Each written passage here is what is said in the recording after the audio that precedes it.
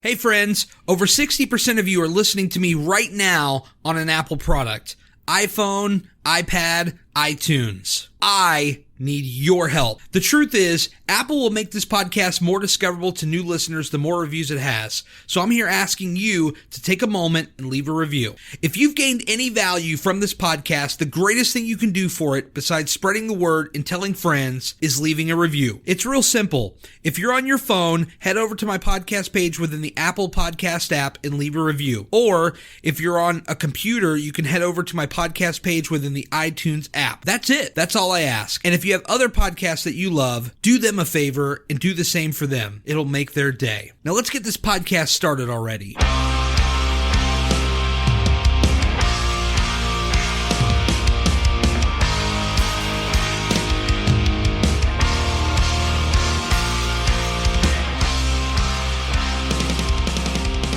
Yeah, I've listened to a number of them, especially since we talked about me coming on. Yes. And I like that. They're different every time. It's not like rehearsed and pitched and all that. Yeah. I like it. Yeah.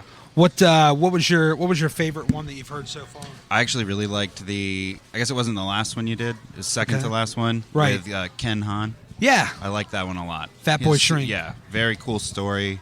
Yeah. Like really interesting outlook. I like his outlook. I like his attitude, positivity, and everything. Like How long you been following Ken? Since your podcast. There you go, guys. Yeah. The podcast works. Yes. He's got a cool story. That's what I love about meeting people on Instagram. It's a pleasure to meet you, by the way. Yeah. Primal in person, Bro, finally. Ben Phelps. There's the introduction. There it is. There's my intro. There's the intro. What I love about meeting people on Instagram is everybody's got their story. They all got their background. What got us to this point right here? So with that, I like to start off every conversation. I don't even like to call it an interview. I like to call it a conversation. I like that. So I guess there was probably some point, I guess either when you were younger, was it like early adult life, teenage life, young kid life, like where you were bigger?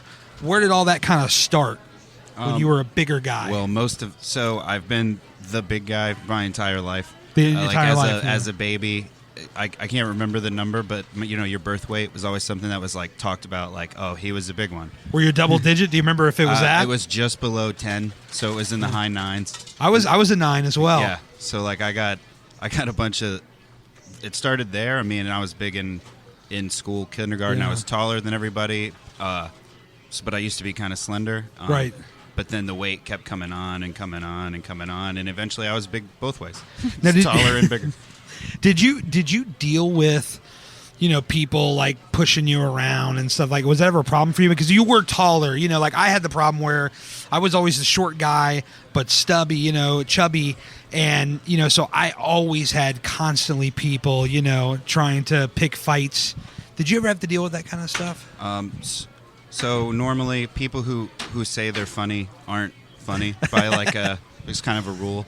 But yeah. I like to think that because of my sense of humor, I was actually fairly popular. I didn't deal with a lot of the stereotypical overweight intro or origin story there. So right. I didn't deal with the bullying, the mean kids. But there was an element of the jokes were said as friendly jokes. Yep. They were coming from your friends, but it was still there, and it right. reinforced. You could kill him with laughter, essentially. Guy. Yeah, but I was the big guy. That was my thing. The big guy who was funny.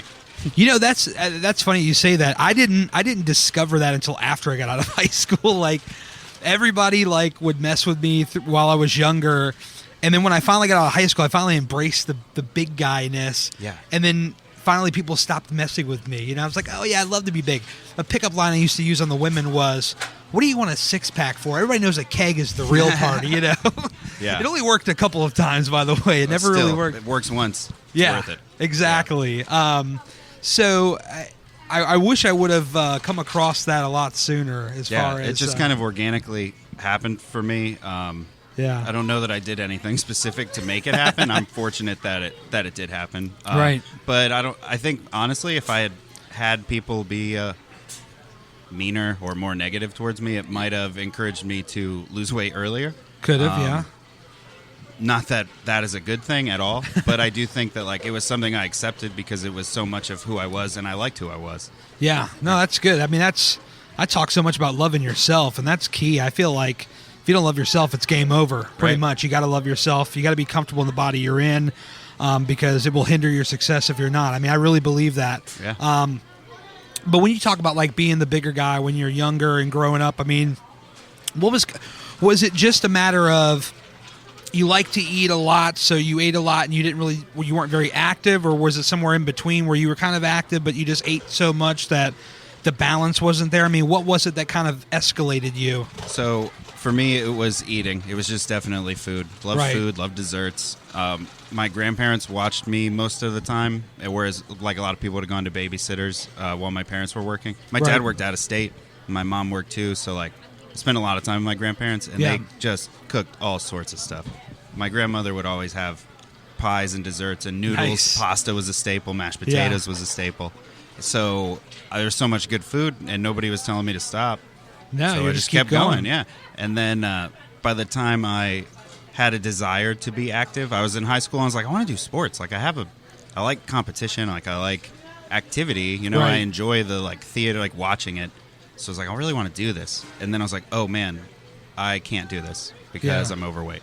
Right. Yeah. So you wanted to be active. It wasn't but like later. It was like it came later than it wasn't like a lifelong desire, but it was almost by the time I wanted it, it was too late. Yeah. Obviously not too late because I'm very active now. But, oh yeah, we're definitely gonna speak about that. And what are you about, like late 20s? I'm 27. Okay, yeah. I was going to say you look young as hell, man.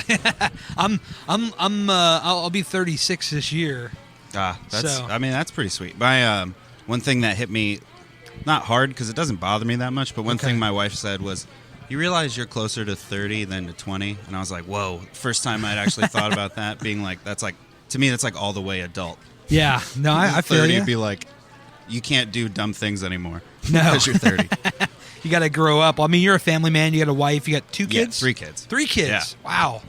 I do everything out of order. And how old is the oldest one? The oldest is 7. 7. Okay. And the youngest is 2. She'll be 3 this year. Okay. And how long have you been married? We've been we've been married 10 years. Okay. Wow, that's a long time. Mm-hmm. I always think like high school sweetheart situation. Oh, well, there you go. Yeah. There you go. That's where it's at. I mean, I figure like in this day and age, the longer people stay together, the better. Because I mean, you just hear so much about people splitting up and stuff like that. So that's awesome. Yeah. I mean, we're tight. We're best friends. We know like. Nobody knows my little nuances quite like it's, she picks up on this and that. It's like, oh, I noticed you use this word instead of that one. So how do you feel like that? You know what I mean? It's really like in-depth knowledge of each other. And I love her. Well, I think part of that too is like you talk about a high school sweetheart, like she's seeing you like when you're younger and as you're kind of evolving into this, and heavy, mind you. Yeah. No, I mean, so she's seen, all aspects of it. And is she somebody that's kind of, I mean, obviously probably rooting you on the whole way through. Oh, yeah. Biggest fan all the time, no matter what it is. Yeah. Even if, because admittedly I'll have crazy dreams, just like kind of ridiculous goals, something like things I want to do that aren't super realistic, and she'll be very supportive. And, and then after I realize it's unrealistic, she's like, yeah, I didn't think that was going to work. But she's still always she's just so supportive. She's keeping it real with you too, though. I mean, that's always good. I mean, but we'll get to where you want to go because that's something I like to ask. But let's focus on the younger years. So I mean, you get heavy. What is, and I always liken it to there's like either a moment or maybe like a picture you see or an event that triggers like, okay, time to change. So what is that moment for you? So I did. It was a grouping of moments. I did. I had worked at a Rappahannock United Way, or at a United Way. It was the Rappahannock United Way here locally, right? And they share a parking lot with Wawa. Okay. So that's one important thing because I spent so much money at Wawa when I worked there. Yes. Every day because you could get different things, variety. I could get almost whatever I wanted, and cheap. Candy, soda. Yeah, it's reasonably cheap. So, it got to the point where I'd notice I was winded and sweating. Walking across the shared parking lot to get to Wawa. So that bothered me for a while. Yeah. And then I did a television, like local public access, nothing big, but a television interview for them, for the United Way, where I was interviewed about what I was doing there, and I saw myself, like, on camera.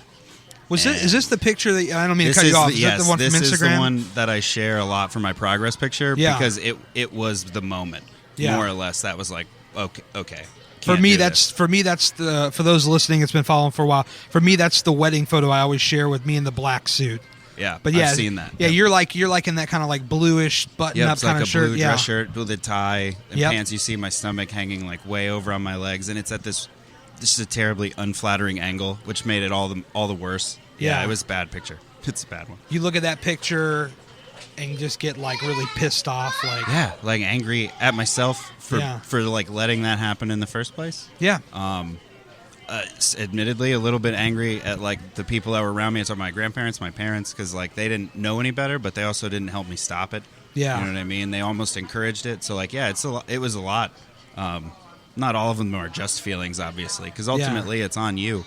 And but that was something I realized when I saw the picture. It was like, I got there. I have to fix it. Sure. No, I feel you. And I mean, we're all kind of still a work in progress, but I would say you're in a pretty damn good spot. So now when you look at it, what do you feel now? Now it's a very proud. So like I used to not like to look at the picture. I'd only look at it if I needed the extra motivation, just to be reminded of why I started. Sure. But now I enjoy seeing the picture because it's I feel accomplishment, because I'm finally at the point where I'm proud of what I've done, which is why I've started being more active, like on Instagram, things like that. Yeah. So so now when I look at it, I get excited because it's a cool thing to say, look where I was and then look where I am. Hell yeah. I mean, what was the total weight loss altogether? So at that time, I weighed myself sometime around the Wawa, walking, out of breath, sweats and all that, and I was 333 pounds. Okay. And then today I was 180, but the lowest I've gotten in the last couple of weeks was 178. So we're talking like a roughly, 150, 160? Yeah, over 150. That's what I say because I don't like math. Yeah. So I say over 150 I'm terrible at math, but I'll throw you a fist bump on that, brother. Yeah, thanks, God man. damn, that's insane. Proud it. Man. That's awesome. That is so awesome. So one of the things I think that gets kind of, tricky for people is that moment when you have that moment and you realize, okay, something is up. I need to do something, but not everybody knows what to do, how to do it. This is where the misinformation online comes from. You need this program, you need that program, you need these pills, blah, blah, blah, blah, blah. A lot of misinformation. Yes. For you personally, how did you develop a plan, or did you jump on somebody else's plan? Like, where do you start? So I had actually tried a handful of times all my life to lose weight, mostly doing like calorie counting and like your common sense, like rice, like whole grains, all that type of thing. Just like what you would think of as a conventionally healthy diet, but it never worked. I never stuck to it because I didn't enjoy it, that type of deal. So you've had a couple of stumble and falls, essentially. So that's going back to being a teenager. When I got serious about it, right.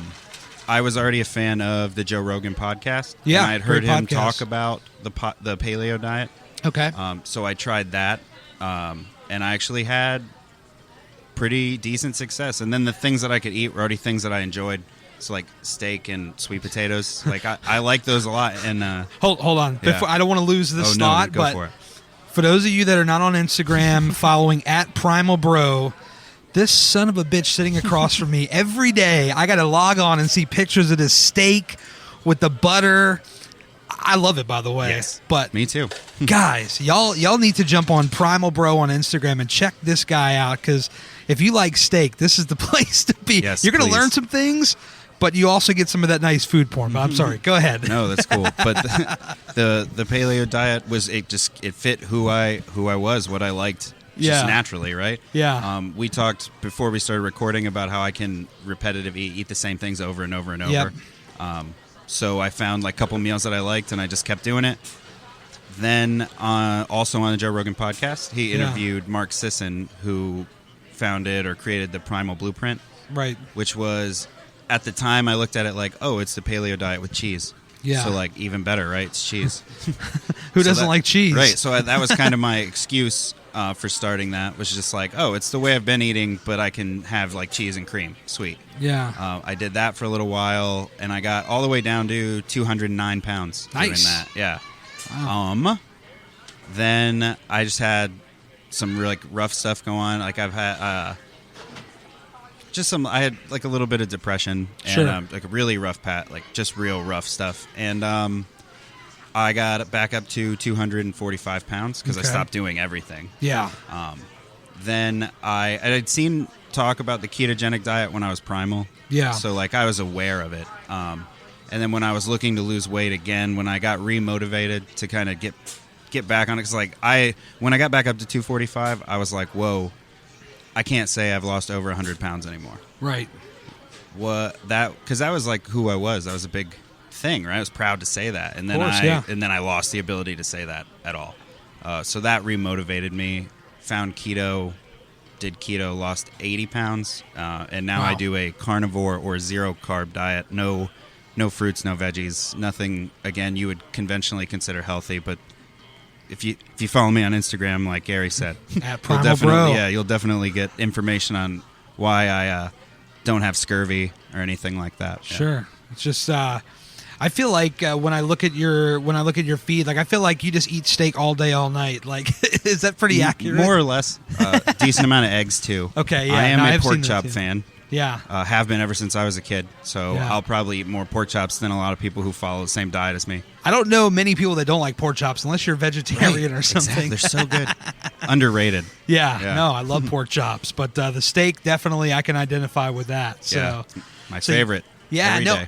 I've been hearing about a lot of people on the keto diet. I had interviewed this girl Nikki a week or so ago. I think even Ken said he was on it. He at least messed with it, but I think he's still doing it because when I heard him on your podcast, I went and followed him. Yeah. On Instagram, and I've seen a few of his posts since.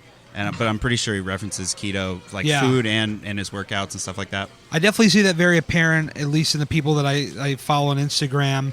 One of the things I love that what you said, though, was being consistent. I mean, even with your food, you find a couple things you like and you just keep eating them. Right. I apply that kind of logic to eating, diet, or exercising. Yes, it's big.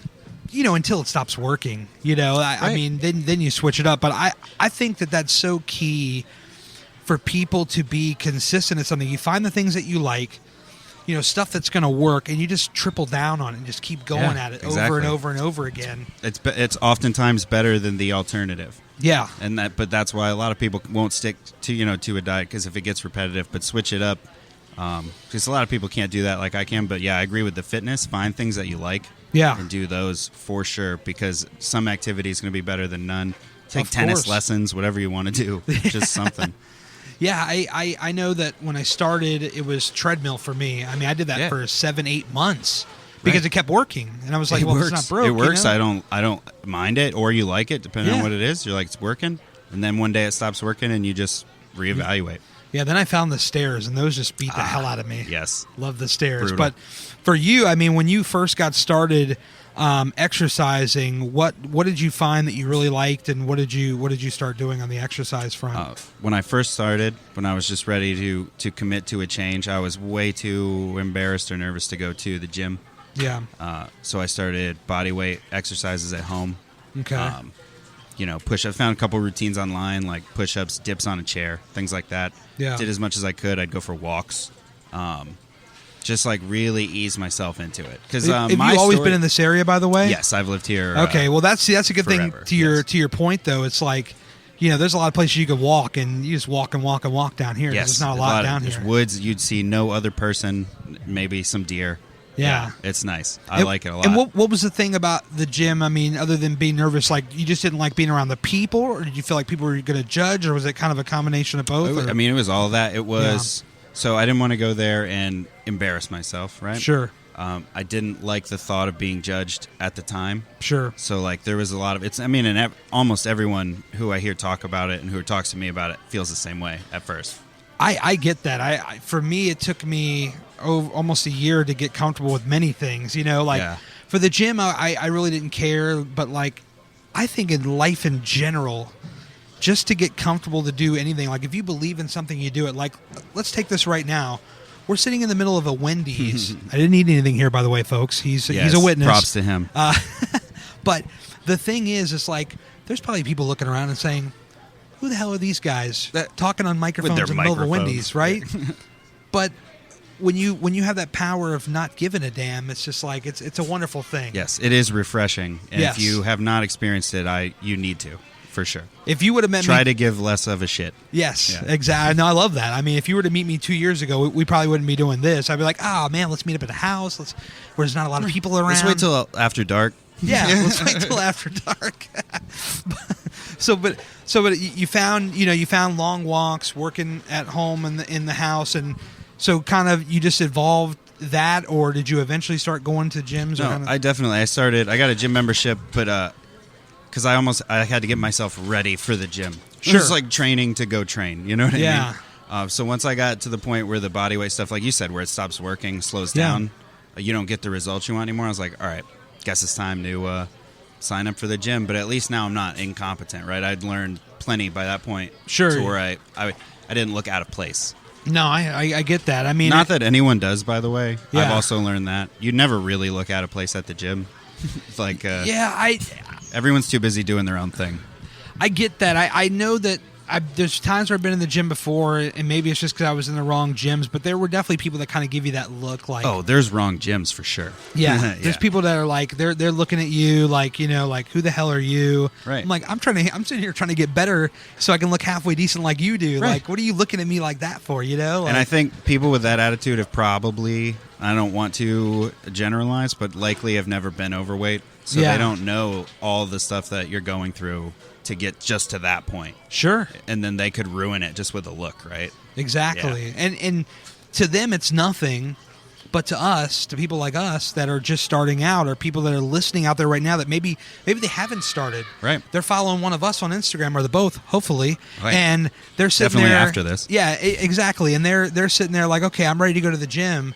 They arrive at the gym, and then you get some guy with the sleeves cut off, gallon jug of water. Now I sound like a damn Planet Fitness commercial. I need to back that up for a second. But I was careful not to make a Planet Fitness reference when we started talking about it. But I'm glad that you did. Yeah. I'll do it just because it's familiar. But you get one of these people, as they call the lunks, that just look at you the wrong way. And for them, again, it's a simple thing, but to somebody like us or somebody that's just starting, to them, it can crush their whole world. Yeah. When they left the gym, they already forgot that they saw you doing that thing. But they ruined your day or your week. Yeah. You know what I mean? Not even necessarily intentionally or to be mean, but just it hurts. It does. It's crushing. So you arrive in the gym, and what do you find to kind of be like a good starter for you at the gym? I mean, because obviously you were already probably a couple of months in or whatever. Yeah. You started to find your groove.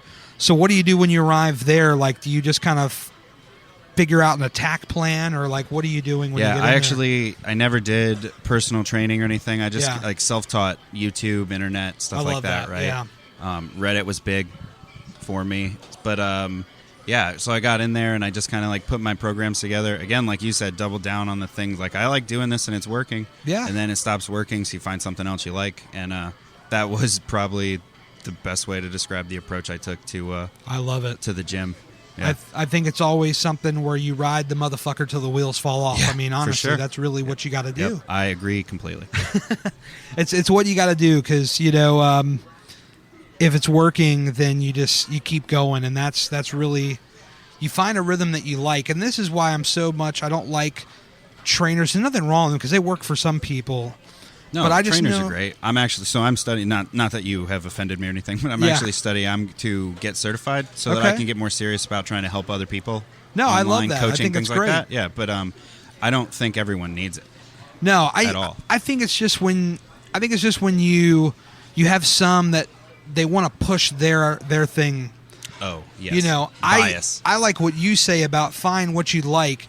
If I was a trainer, I'm not. If I ever wanted to go down that road, I feel like I would sit down with somebody or have them at the gym and say, okay, let's try these 3 or 4 different things, and let's see what you like. Let's see what you're comfortable with, and then I can train you to help you build up on that. Right. That's how I feel I would approach it. Yeah, you don't have to do what I do to be successful. Yeah. This is just how I found success. There's tons of ways that you can get there. Because somebody may look at your feed at Primal Bro. They may see the 9 pictures of steak on your feed, and they may say, well, goddamn, I need to just, go to the gym, maybe run on the treadmill a little bit and eat me some damn steak. Next thing you know, they're 50 pounds, yes, hopefully up. they're reading the captions. Yes, hopefully. There's more behind it than that, for sure.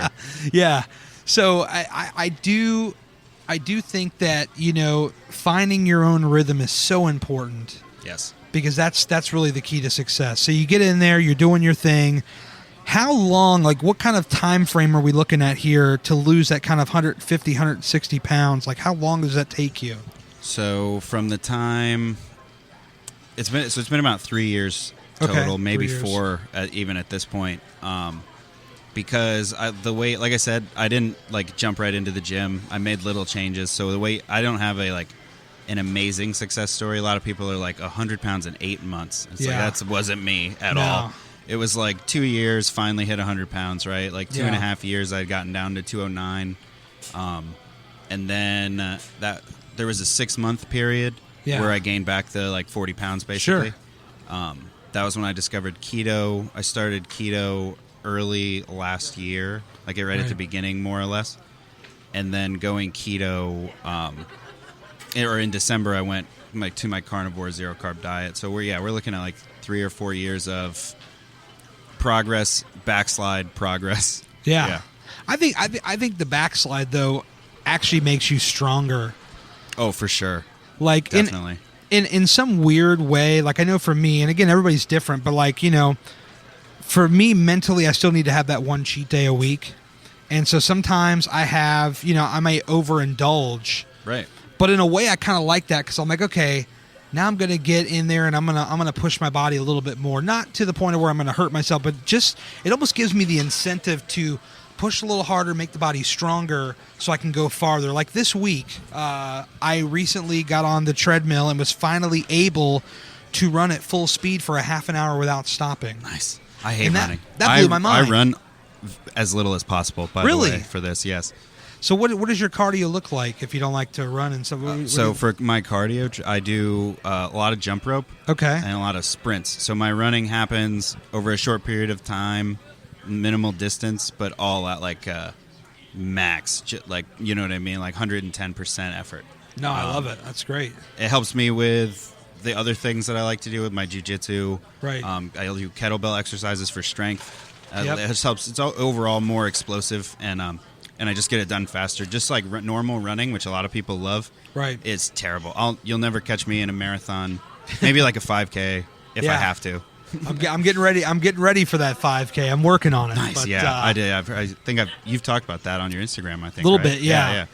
It's one of the 5 things I hope to do in 2018. I've had 5 things listed and I've done 3 out of the 5. So Gary V knocked that one out. Yep.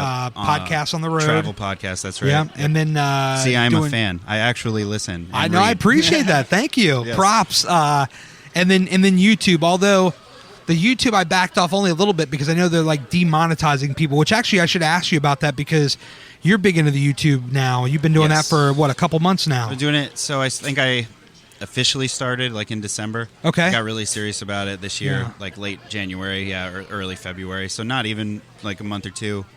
I just hit last night. I hit 300. Yeah. I have over 300 subscribers, nice. Which is not setting the world on fire, but it's cool for me.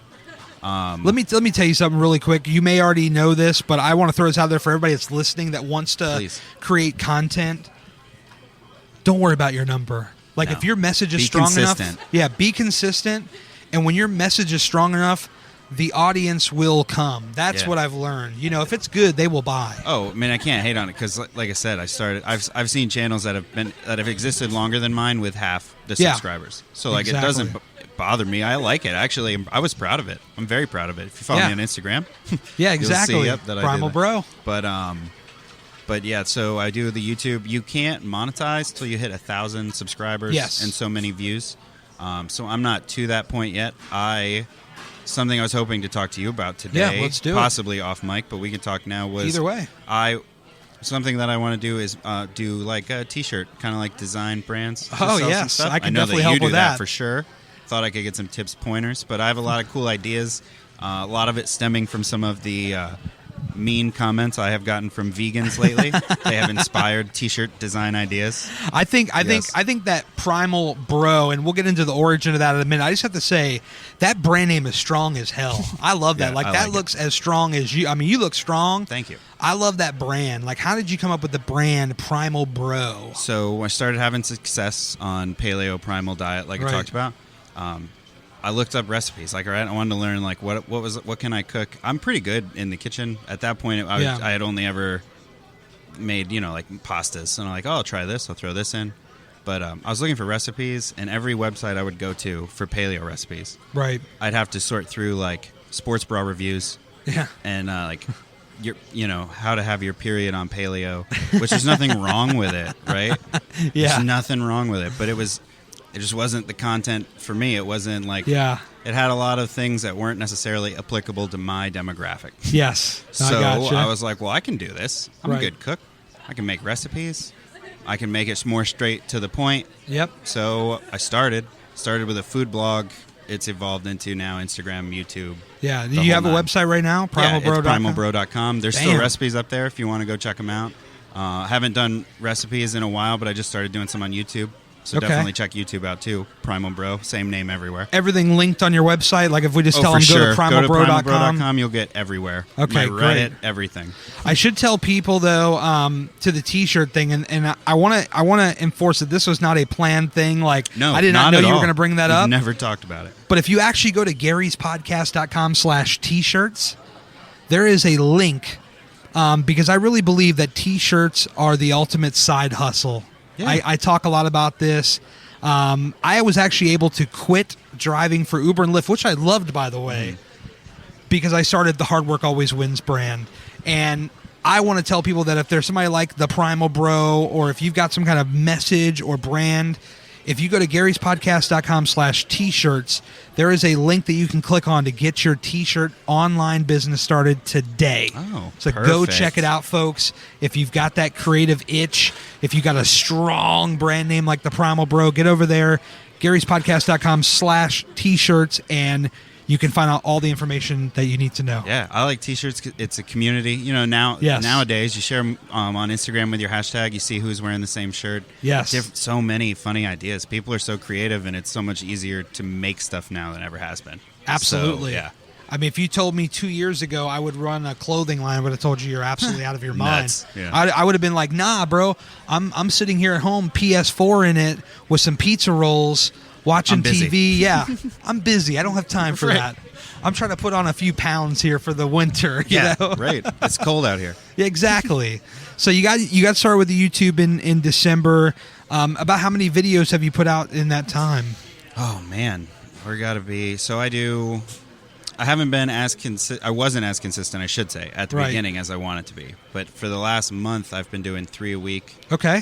So I've got to be probably over 50 videos now. Wow. And it's all, it's like 80% of it is nutrition related, talks about carnivore, zero carb, and keto diets. Yeah. And then the rest of it's just some like life, personal stuff, a lot of fitness. I have some workouts on there if you want to work out how I'm working out. Right. And then selfishly, I have a series on there where I talk about jiu-jitsu. Because I love it. That is another passion. We'll get right into it. So the jiu-jitsu thing, it's always I stumble on that word. It's hard at first. God, I'm terrible with that. How do you get started into that? I think, anybody can start it really. It was another thing, though, where even after I had lost a lot of weight, I was like, this is something I want to do. Right. But I don't want to go in there and be out of place. It's the feelings happened again, just like they did with the gym. You feel like you're not ready. You feel like... you don't deserve it almost. Yeah, or like who am I to walk in here and try to do some jiu-jitsu? I know nothing. Why would I do this? Yeah. Well, you do it so that you don't know nothing anymore. Yes. Right? You go in there so they can train you for it. Yes. Yes. And so how I'd recommend anyone go about doing this, right? Just visit multiple academies. And this is any martial art you're interested in, but visit multiple academies. Try to get a feel. Like if you find the right instructor, like right background, right attitude. Again, it's like a lot like we were talking about with the gym. It's just the people that are there make all the difference. But I found that jiu-jitsu schools and gyms actually tend to be very welcoming. It's really friendly. A lot of people probably have when they think about jiu-jitsu, martial arts, fighting in general. It's like big tough guys, the guys that we described at the gym. Yeah. But it's quite the opposite. Like MMA guys. Right. Everyone thinks they're going to go in there with a bunch of murderers. But like there's teachers in there and accountants. You know what I mean? It's just normal people in all those places trying to learn. You know what, though? To that point, a quick little mini story I'll share. It's like MMA fighters, right? Like I watch pro wrestling, MMA. Whatever you think about either one, it's fine. But yes, I big MMA fan. We don't necessarily have to talk about it today, but a huge fan right here. No, me too. I'm more of a casual, like, you know, I don't know specific stats and all that, but I'm a very casual fan. To the point, though, I used to do a pro wrestling and MMA podcast years ago. That's super cool. And so I was given media credentials to. They used to run these events at the old Patriot Center. Now it's Eagle Bank Arena in Fairfax. Yep. And it was called the UWC Ultimate Warrior Challenge. And they would bring in big name UFC, top tier UFC, Elite XC at that time fighters. And what I learned was that UFC or MMA fighters, let's call it MMA fighters, were far more kinder than pro wrestlers were. Like, pro wrestlers had like this chip on their shoulder. Sometimes there's some bit of arrogance, probably because a lot of people are usually hounding them and bothering them. Whereas UFC fighters, I've met, you know, Uriah Faber, Quentin Rampage Jackson, Matt Hughes, Tito Ortiz. I've met all these guys, the nicest guys on planet Earth. I actually have two things I'd like to reference on that. Please do. And one of them was where we had talked about, or actually no. So with those, it's. We had talked about, like, when you have that confidence. Yes. How, like, nothing really bothers you. Like, we're in the Wendy's right now. Tons of looks, stares, but, like, whatever. I don't give a shit. Yeah. So those guys have that to, like, the nth degree because they're confident in themselves. In martial arts, even if you don't make it to an elite level, if you do train for 6 months, you'll have so much more confidence. Oh my God! In yourself. I would imagine so.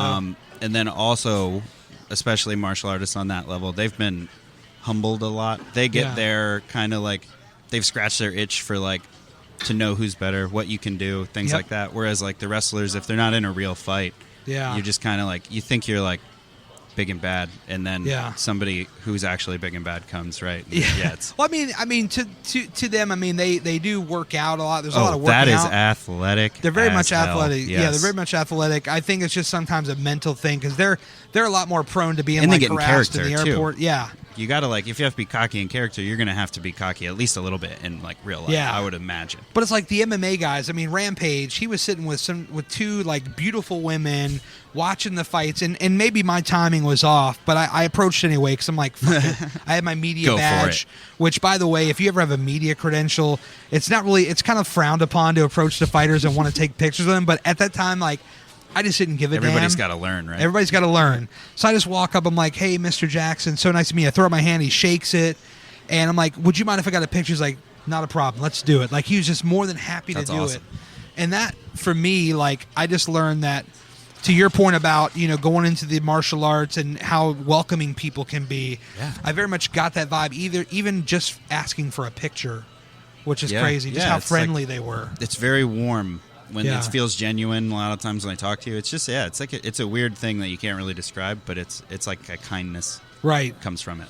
So is that, I mean, when you look a couple of years here in the future, I mean, is other than, you know, the coaching, we talked about the coaching a little bit, we can go back to that, but like the martial arts, I know you're doing competitions. I want to ask you a little bit about that. But is that kind of like more of a goal? Do you want to participate in a lot of these things? You want to become like a pro martial artist? For me, that is the ultimate goal. That is probably the most unrealistic, or at least hard to attain goal that I have. The one where I'm really shooting for the moon. But that is the ultimate goal. Being a top-tier athlete. competitor in jiu-jitsu, yes. Okay. But for my brand, it's also important to me. Yes. I don't know that I'd have one without the other. Yeah. At this point, I could maintain either now easily, but they kind of built off of each other a little. And that's key, too. Like, I'm glad that you have the YouTube. I'm glad that you have the Instagram, because what I've learned from Gary Vee, even, and I'll reference him every time because he gets the credit. He's the man. We wouldn't be sitting here right now if it wasn't for him that said, stop fucking around and document your life, document the ride. So, as you go along in your progress, you keep documenting. So you want to be that top-tier jiu-jitsu guy, you just document it and take people along for that ride. It's not even so much when you get there showing people, here's my shit. It's the ride as you ascend up. That's huge. I want. So a big part of my brand, like I changed my life, right? So I really want to change other people's lives. Yes. That's a big part of why I started doing this, which is why you asked me about monetization. It's like I don't know a ton about it, and the only thing I really have interest doing is t-shirts because I think they're funny. Yeah. It's not necessarily like a money maker for me. Right. It's more of a passion project at this point. That's why you're going to win. I mean, that's why. And so like, I think that setting the example is important. So I want to see people see that because a lot of times you see the athlete, you know, whether even it's football, basketball, right? It's just like no one really knows what LeBron James did to get where he is. They just see him and they're like, oh my God, he's so great, right? Yeah. But it's like granted, there's natural talent and sure. Some people are gifted or more fortunate, but overall work goes into getting that good. And I figure if I can show people that I'm putting the work in, maybe they'll be more willing to put in work for what they want. No, that's critical, and it doesn't come down to a number like how many followers, how many subscribers. Right. That doesn't mean shit. Like it's cool for me. Like I said, getting to 300 subscribers is like, oh, this is cool. Yeah. But it doesn't make me any more or less excited to make the next video. Exactly. You know what I mean? That video's coming whether you have 300 or if you have 5. Right. Like I've been putting videos out when there were 0. Exactly. I probably had 4 videos out before I had 1 subscriber.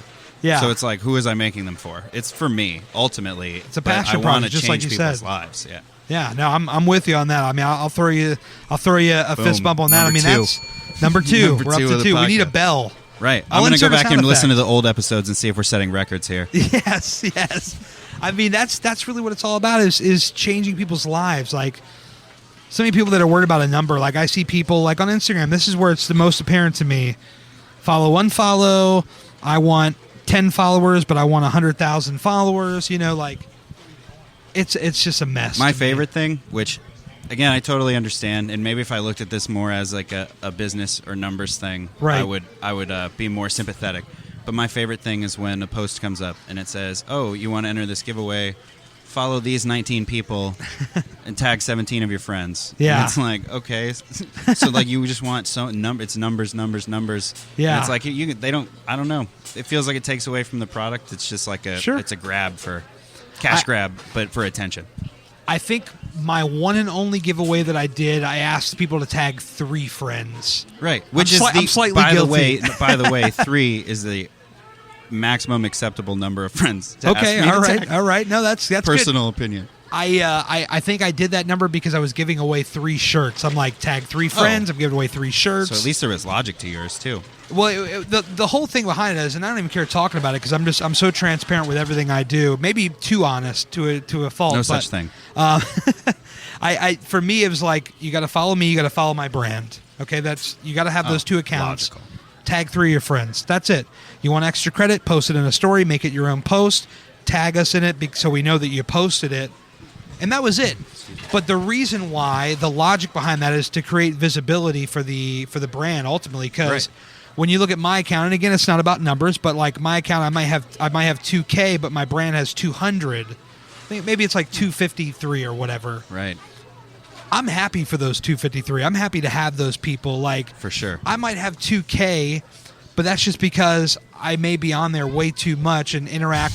My thing is, I'm oftentimes I become an overactor on Instagram. You'll see me go through periods of like less. Like today is a good example. I'm busy. Yeah, no, I got it. But yeah, like I'm an over poster or stuff like that. I just like to reach out to complete strangers and wish them well. You know, like I like to look through hashtags, find people that are on a similar track. They may not follow me, I may not follow them, but I just like to find complete strangers, DM them, and say, hey, keep going. You're doing great. Good job. You know, right? Send them positive stuff because that's kind of the stuff I've seen.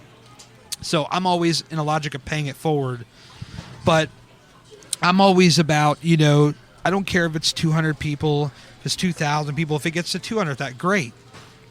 The end goal is to help. So when I do a giveaway, I'm more or less doing it because I want more people to see what I'm doing.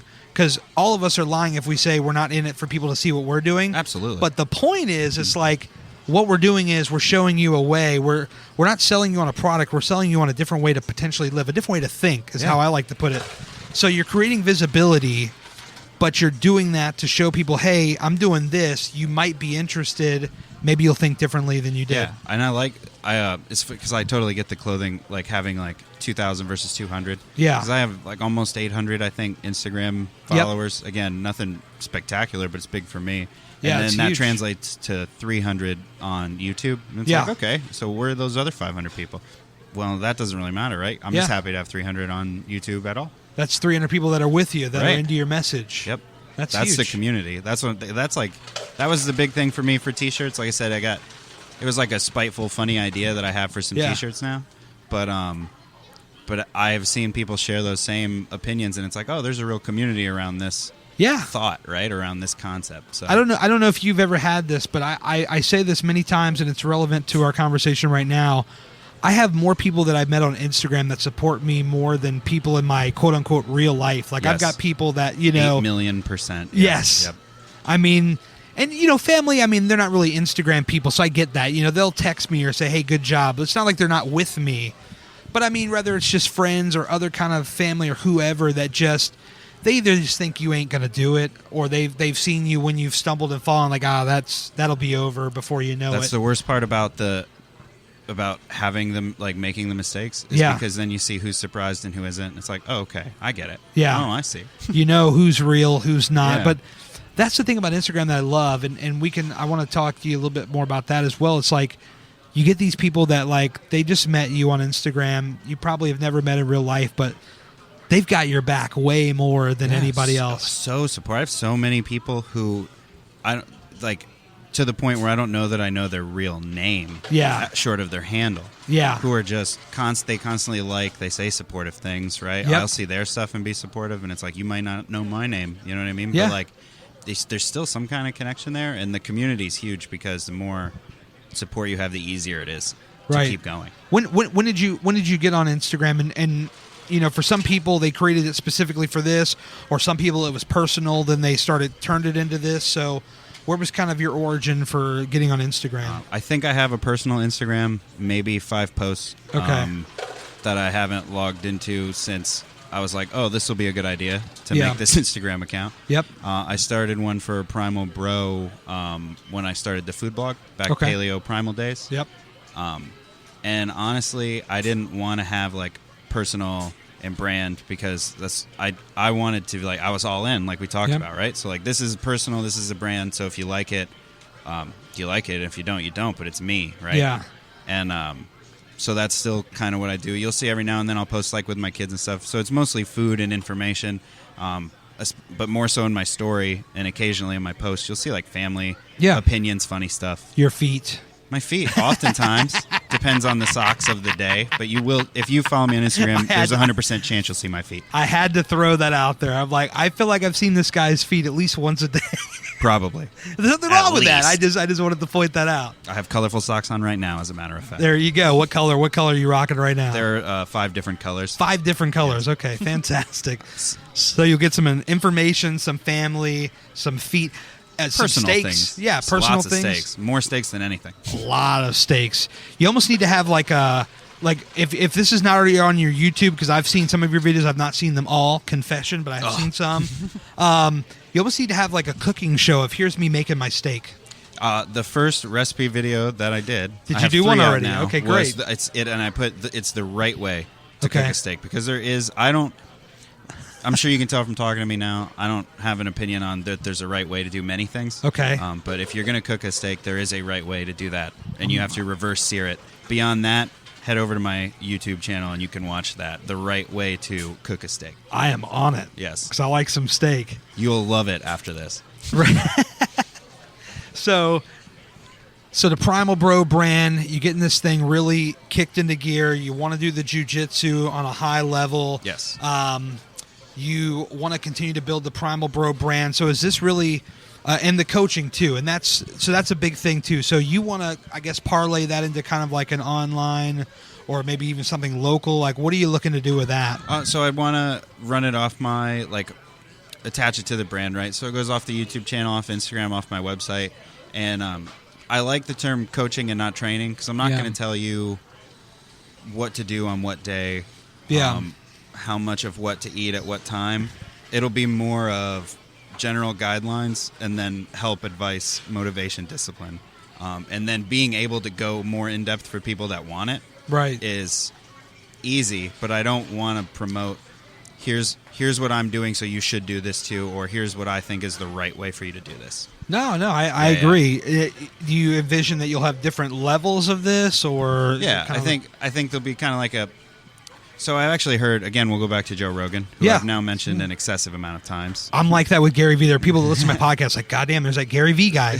Like, well, here, guys, if there wasn't for him, there would be no podcast right now. You would not be listening to this to get upset about it. Yes. Hey, at least I'm not doing all this and pretending like there wasn't somebody to give the credit to that inspired me. You know what I mean? Yeah. So there you go. Again, transparency. Transparency. But, on an episode of the Joe Rogan podcast, I heard a guest, don't remember who it was, I'd love to give them credit, but they talked about how, like, with training, or I should say with clients of training, you have bakers and you have cooks. Yep. And cooks just need, like, these spices work well together, these flavors are good, just some general guidelines, and then go in the kitchen and make something.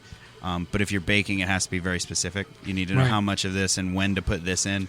And I think that is the best way I've ever heard to describe it. I like to think of myself as a cook. I just need some information, some like principles and guidelines to follow, and I can figure it out from there. But a lot of people can't, or I mean, even if they can at first, they'll learn to. But just the fact is, some people can't, and they need that additional level of help. So I would probably offer like a one for each, like a cooker. Package and a baker package, so to speak. Which package comes with like a steak dinner? Like, do you take somebody and make them a steak like when they sign up? Like, how does that When we hit your goals, that's when we'll talk about having dinner together. There you go. I like that.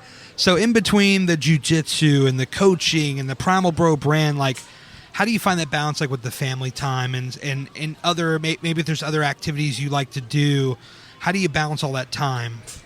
It's very schedule-oriented people. Okay. Have to be. Three kids and all the other things that I have going on. Right. So I set aside typically like 3 days a week. Okay. Where it's, hey, kids, don't talk to daddy. Right? Like he is just not available at all. And those are the days where I'll record and I'll edit and I'll strategize, which I think is underrated. It's not just people. A lot of times you're not just they're not just like off the cuff posts and ideas to do like this and that. And you've thought that through. So like, I like to think about where I'm going with everything jiu-jitsu, with my brand. Are you batching your content? Like, will you record, I don't know, 3-4 videos in a day, or? So I will do that, which helps me get ahead. And then occasionally, like, so this last video, I have a video that came out today about macros and macro counting. But that one I filmed yesterday. Okay. Filmed it yesterday, posted it today. Purely just from the volume of questions about my calories and macros, because I stopped tracking when I went zero carb. Yep. When I started eating all the steaks, stopped tracking calories, macros, everything.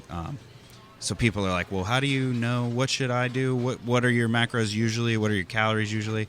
And I don't have an intelligent answer for them. Sure. So I've started, at the end of the day, I'll put in whatever I ate, right, and I'll track it. But yeah. So you got like an app pretty much. You just put it in there. Yeah, I'll let them be queued, but then if something comes up in my brain that I want to talk about, I'll push that to the front of the line.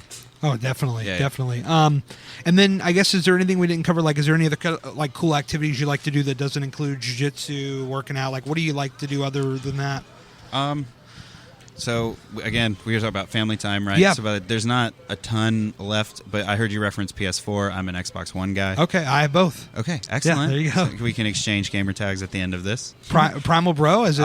It will be. I am thinking about changing it just to like fully engulf my life, because that would be the last account of anything I have that is not the same name. Yeah, everything better be Primal Bro. It's like all or nothing, man. That is the, I think, literal last thing I have that's not switched over username wise. There you go. But so I play Xbox. My wife actually plays Xbox, so it's something we do together. What kind of games do you guys like to play? She loves Call of Duty. Okay. I love, or at least enjoy, more things than that. So if her and I are playing together, it's usually Call of Duty. Yep. She'll do like some zombie survival stuff. She's in the mood, And then, but then I'll do like Madden, whatever. Yeah. UFC games, obviously. Oh yeah, I like that new UFC. I haven't tried the new one. Oh, it's good. I saw that it was out recently, and then I saw it in the store last night. Almost bought it. Yeah, didn't buy it. I'm on the demo. It's pretty legit. That's cool. That's encouraging. Yeah, I'll have to go spend money after this. Thanks. It works really well. I like the mechanics of it. So video games, spending time with the family, I think that's all great. Yeah. I mean, it's pretty standard 27-year-old male, with the exception of like I have a 7-year-old and then I do all this crazy food and fitness stuff, but but outside of that I'm pretty normal. Fart jokes, stuff like that. Yeah, of course. Whatever. I don't know. We're like 5 years down the road. I mean, where do you see yourself at that point? Like 5 years down the road, yeah. I plan to still be competing. Yep. I don't necessarily want to have myself hard set on like what rank I should be, like how high in the progression I should be, or how successful I should be, but I'll definitely still be competing. Do you ever see that going to like an MMA level, or do you want to stay out of that world? I wouldn't mind. My wife prefers that I don't. When I first started exploring martial arts, I tried a little bit of everything. So I did like boxing, kickboxing. Yeah. And she just can't stand like the black eyes, like concussions, stuff like. I mean, some of it justly, like brain damage, whatever. Sure. Yeah. But again, I'm a normal 27-year-old, so like, am I really thinking as much about brain damage as I should? Yeah. This is actually probably the prime age if you were going to do it. This is probably the age I would think. Well, it's because my brain should be done developing. Yeah. So at least I'm not messing up anything on the way up. It'll just be a bit of a way down. But I'm open to it for sure. I don't know if she'd be cool with it, but like I definitely do it. I enjoy all sorts of combat. Like I like MMA. I watch boxing by itself. Like I just like all of it. I guess as long as you don't end up getting as banged up as like Rocky was after Rocky 4. Oh yeah, he got pretty messed up. Because like every 10 minutes in the movie, they just flash to like colorful scenes where he's having some kind of headache. It's crazy. Yeah. I don't know what's going on, Adrian. He can't find his keys. Yeah. They're in his hand. Sweet, man. Well, is there any other thing that any kind of words of encouragement or advice you want to give to people, like the people we talk about that may just be wanting to enter the gym, that are, this is day one or day one is tomorrow? Like, what do you want to say to these people? A lot of times the biggest thing, or almost always the biggest thing I promote that I want you to take away from my videos, my channel, everything, is that like there's no right and wrong way to do this, right? Fitness and nutrition, because it's not weight loss for everyone. Yeah. It's not athletic performance for everyone. It's not bodybuilding for everyone. Everyone has different goals and results. Yep. Different things work for different people. So I talk about just finding what works for you. Yes. Like doing it, Amen. right? We've talked Fist about bump number 3. Oh, number 3. Now we got to get the bell. Ding. And so yeah, and then I also talk about optimal versus sustainable. Yeah. Because then when you do follow a diet, keto's a big one. You run into the keto police where they're like, the keto police. Oh, you had Diet Coke. Don't you know that that's not like optimal keto? And it's like, okay, but it fits, it fits the guidelines, and I needed it so that I didn't go drink real Coke, right? I didn't have a real Coca-Cola. But you need to celebrate those little victories, right? Small steps, little changes. That's the biggest thing, because everyone thinks that they just need to go all in. Yeah. I'm the furthest thing from that. So I don't promote, like I said earlier, it's not 100 pounds in 8 months. It was 150 pounds where I had gained 40 or 60 pounds or whatever. And you know what I mean? It was like a lot of up and down. I think you can go all in mentally. I think when you go all mentally, in... of course. I just mean don't... on the plans, like sticking to like a format. So I don't know if you know, you may know who Jason Whitrock is, a bodybuilder, but he's a big keto guy on YouTube. So one thing that he says is like the goal is to go to bed and not think about the fact that you're on a diet. Yeah. Like it doesn't occupy your thoughts that like, oh, I can't eat this and I won't eat that. Right. So if you cut out all the things that you love, it's going to consume a lot of your thoughts. But if you find ways to take out things here and there, then you can slowly work your way to where you don't have those things. And I think that's more sustainable or more successful. So eat baby steps into it. Full on mental commitment for sure. You have to be committed mentally to do anything. Yeah. But in terms of like how you implement it, don't go too hard. It would just be like putting too much weight on the bar the first time you try to bench press, right? You're just not ready 100%. For it. 100%. Yeah. I mean, I know for me, like, I used to hate salads, Yeah. But when I started, I would cut out other things so that I could dip a little more dressing on the salad. Exactly. You know what I'm right? saying? It's finding little tricks and hacks, and a lot of times no one can tell you what those are. They can tell you what they are for themselves, but you have to find things that work for you. Exactly. I mean, that is so key to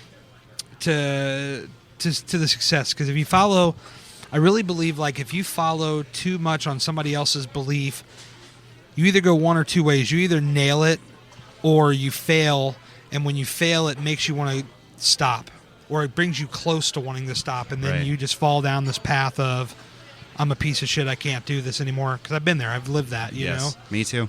People say, do it this way, you try to do it their way, you're 3-4 days in, you fall flat on your face, maybe literally and figuratively, perhaps, and then mentally you break down, and you're like, okay, I'm done.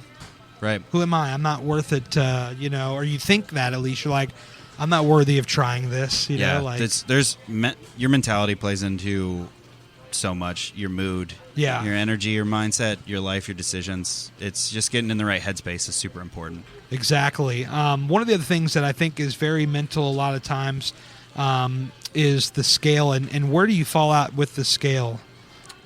It's important. Yeah. Definitely important to know your weight. It's encouraging when it moves, but it's like a double-edged sword, right? Because as good as it feels to see it go down, it hurts when it goes up. Yeah. And it arguably hurts a little more when it doesn't move. Yeah. Because it's like, why am I stuck here? I like to promote take measurements. Okay. Or like you said, it was the first time you got on the treadmill and you ran. So even if your weight goes up this week, you ran longer than you had previously ever. So find other ways to measure success, and don't pick the scale as the only one. It is one tool when there are many tools that you can use to measure your success. I think it hurts me personally when I see other people that are like, I gained 0.5 and my week is ruined. Like, they feel like, you know, and it's just like, the thing so often, I've said this again, but I'll say it's relevant. It's like, people are acting as if there's a deadline on this. Like, it's the school project that's due in 2 weeks. Fast enough. Yeah. Well, there is no fast enough. Yeah. So if it goes up 1 week, oh well. You know, it's gonna go. I post this picture once in a while because I use MyFitnessPal, so it's got like the overall track. Yeah, as the bar, or like yeah. And when you look at the big picture, it's like, you know, there's a little uptick or maybe like a little straight line, and then it goes back down. But when you look at it overall, it's a consistently downstream, and that's so huge. I think people, you know, they get caught up in, you know, I gained or I maintained. I'm not like jumping through hoops and celebrating if I maintain, but I'm also not pissed off. Like, I'm like, okay, I maintain. There's an analogy I really like for letting it affect you that much, or like giving too much credit to one thing. Yep. And that'd be like going outside and checking the weather, and that's the weather for the year. Yeah. Right? Like, you haven't, there's I love not that. enough information. You don't know, like, oh, I gained half a pound. It's like, okay, but over the last month, you've lost a total of, 1.2. Like, you're not looking. Yeah, the scales, it's dangerous, but it is important. Yeah. That's my big takeaway. Don't let that be the only way you find success. That's why I like to keep it at like once a week. I see people that weigh themselves every day, and I'm like, I don't know how you do that. Like, I am a daily weigher, and I have been, full disclosure. Wow. And I still do. It's like an obsessive thing that I have. Yeah. Now I use the excuse like, oh, well, I'm weighing myself to see if I'm on weight for my tournament, right? Because you weigh in at a certain amount when you compete. But the truth is like, I'm just fascinated to see where the number is. But I have done a lot of mental work to not let it bother me. If it goes, like I said, I'm 180 now, but I've seen 178. Yeah. Most people would hate that. Yeah. I'm fine. Well, I mean, I've you know, once in a while I check myself throughout the week, but I don't like count it. Like, I don't put it in my app. Yeah, it doesn't get documented in your progress. Yeah, in your like actual progress. Because I'll see huge spikes because I drink maybe even way too much water. Like, holy shit, there's an 8-pound spike, but I know in a day or two it's back down, you know? And then, like, if you had like something very salty, you might hold a little water. That could be half a pound, but then, like you said, it ruined someone's week. Oh my god. Yeah, crazy. So I think we're definitely in the similar thing, but more power to you for being able to check it every day. I will say that. I always have, and I still do. But and I think that's why I had that advice about not letting it impact you so much. Because it's like now it's just like brushing my teeth. It's just something I do. Sure. It doesn't like ruin or improve my day. I just like to see. Do you record it daily, or you just check it daily? Just check it. Or do you as record often it as at I all? record it, not anymore. Okay. I was using MyFitnessPal until the end of December when I went zero carb, and then I haven't like I said, I haven't been tracking anything since then. And I actually lost 7 pounds since doing that. So there you go. It's working.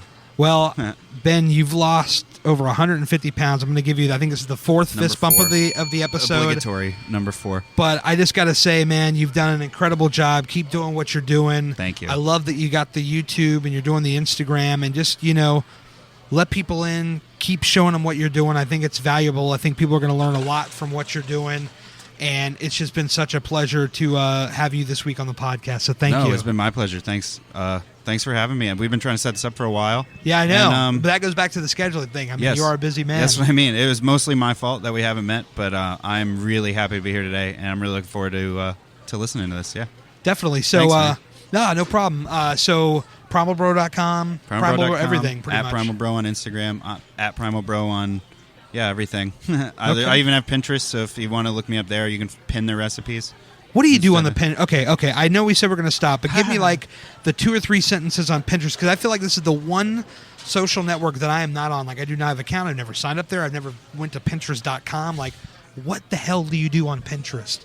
So you can go on. You'll have like boards, and just think about, you have like cork board at your house, and you cut pictures out of magazines and put it up there. Okay. It's basically like a digital way to do that. So you document ideas that you might want to do for this or for that. And so I like to share my recipes mostly on there, because people are always looking for recipes, and they'll say, oh, I'm going to make this sometime, and they'll pin it, and then ideally they go back and watch the video, make the recipe. So they could search, I don't know, zero carb, and your my page stuff might will probably come up. Yeah. And what do you do, like hashtags and shit? Or there are hashtags on it, so that is one place where I'm not overly Pinterest is something I do because it helps with the traffic. But I like Instagram because I like the way that you communicate through Instagram. Yes. So like with Pinterest, it's like only pictures. I like on Instagram, I do pictures and then my caption. And ideally you'll read and look and see how they go together, right? And so like Pinterest isn't a big one for me. It's just a way to get more views to my channel, and then to move them on to the content that I'm really proud of, like YouTube, Instagram, stuff like that. Ben, thank you so much, bro. This is the 5th fist bump of the episode. Now I have to go back and check. Yes, I need to I need to mark this down. You're like a wrestling fan. I have to get myself a belt. Ding, ding, ding. We just need to add it in. Yes. There it is. Bing. Ben. You got it, sound effects. I can add them in post, believe me. Oh, perfect. Please do. I hope that we look back on this, because I don't know that people won't know the bell's a thing until they get to this part of the podcast. Yes. So I look forward to hearing the bell on the very first fist bump. I need to remember now to do this. I'm looking at my wife, who's been sitting here across from the table at me listening, and I'm just like, okay, sweetheart, make note that I need to add bells into this podcast. She's already got it in Notepad. Perfect. Give her a fist bump. Fist bump to you. That's number 6 technically. That is ding. There it is. Well, see, now I've added them in, but my voice, I need to put it over top the voice. So for sure. There you go. Ben, a pleasure, man. Thank you so much for joining me. I appreciate it.